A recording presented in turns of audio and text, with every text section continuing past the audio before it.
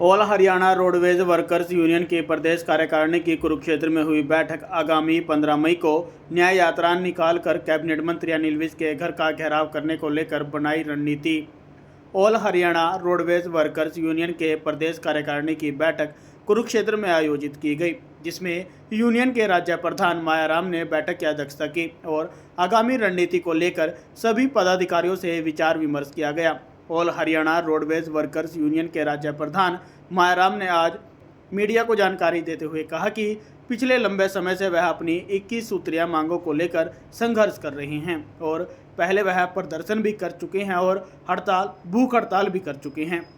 लेकिन सरकार व विभाग के उच्च अधिकारी उनकी मांगें नहीं मान रहे हैं। उन्होंने कहा कि सरकार ने पहले 12 मांगें मान ली थी, लेकिन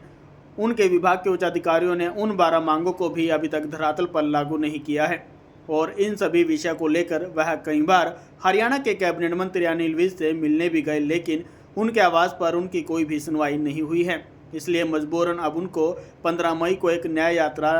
निकाली जाएगी और अम्बाड़ा कैंट में कैबिनेट मंत्री अनिल विज के घर का घेराव किया जाएगा। इन सभी बातों को लेकर आज बैठक में विचार विमर्श किया गया और पदाधिकारियों की ड्यूटियां लगाई गई हैं। कार्यकारिणी की बैठक की क्या कुछ?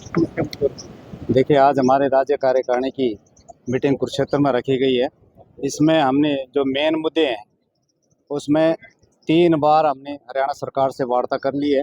पूर्व परिवहन मंत्री श्री आसिम गोयल जी के नेतृत्व में और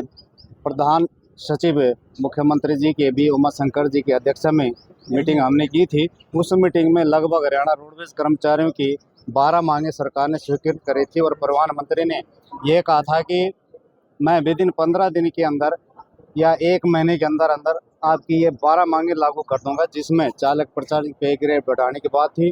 रोडवेज कर्मचारियों का बोनस था, कर्मशाला कर्मचारियों की जो हॉलीडे कैलेंडर छुट्टियां जिसको आप कहते हैं उनको स्वीकृत करने की बात थी और रात्रि भत्ता जो कि हमारे चालक प्रचालक रात्रि ठहराव बाहर करते हैं, गाँव में करते हैं, बाहर करते हैं, वो सरकार ने 10 नाइटें देने का ऐलान किया था, जिसका हमने विरोध किया था और हमने कहा था कि भाई हम अपनी मर्जी से जो है नाइटें नहीं लगाते हैं, सरकार भेजती है, आपके जनरल मैनेजर भेजते हैं नाइट में, इसलिए हम 30 के 30 दिन जो है बाहर रात को रुकते हैं, बसों के अंदर सोते हैं या अपने कमरे किराए पे लेके सोते हैं। तो सरकार ने वो 25 पे सहमति हमारी बनी थी, वो 25 नाइटें सरकार ने देने की हमारे को कहा था। लेकिन बड़े दुख के साथ आप लोगों को ये बताना पड़ रहा है कि तत्कालीन परिवहन मंत्री जी जो चुनाव हार गए, ये हमारी बदकिस्मती लगा लो चाहे परिवहन मंत्री जी की, कि वो हार गए। वो एक बोल्ड फैसले लेने वाले मंत्री थे। अब माननीय अनिल विज जी को जब से परिवहन विभाग का जुम्मा सौंपा गया तो अनिल विज जी ने पहले तो रोडवेज कर्मचारियों को ऐसा लगा कि उन्होंने जैसे छापे मारने शुरू करे थे बस स्टैंड के ऊपर, तो हमें एक यकीन हुआ था कि ईमानदार जो है व्यक्ति विभाग का जो है मुखिया बना है। लेकिन हमने 3-4 उनको मांग पत्रें भेज चुके हैं और स्वयं मैं खुद उनकी कोठी में 3 बार जा चुका, लेकिन वहाँ ना अधिकारी सुनते हैं ना उन्होंने कभी मिलने की कोशिश करी है। इसलिए हमने साझा मोर्चे के आह्वान पर एक रोहतक के अंदर मीटिंग की थी और उस मीटिंग में हमने फैसला किया था कि 15 मई को माननीय परिवहन मंत्री श्री अनिल विज जी के निवास स्थान अम्बाड़ा कैंट में एक न्याय मार्च के रूप में रोडवेज का कर्मचारी जाएगा। उसके बावजूद भी यदि मंत्री जी ने या हरियाणा सरकार ने कर्मचारियों की मांगों को स्वीकृत नहीं किया या हमारे शीर्ष नेतृत्व जो हमारा साझा मोर्चा बना उससे वार्ता नहीं की, तो वहां पर जो ऐलान होगा उसको हरियाणा रोडवेज का कर्मचारी आमिर जामा पहनाएगा। पूरे प्रदेश के कर्मचारी, पूरा हरियाणा रोडवेज का, पूरा प्रदेश का कर्मचारी।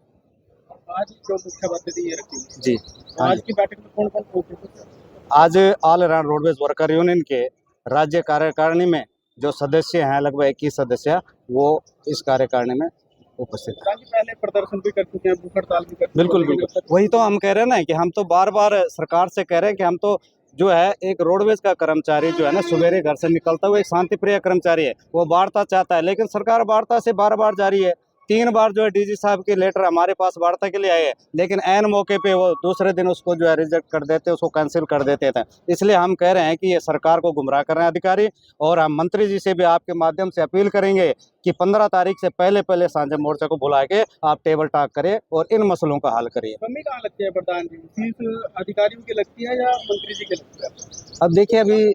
इसके बारे में हमें कहते हैं हम तो अधिकारियों का है, क्योंकि वो मान ली गई मांगे तो मंत्री जी या सरकार भी वही है और सिर्फ एक चेहरा बदला कुर्सी वही है, तो हम अधिकारियों की कमी मानते हैं उसको।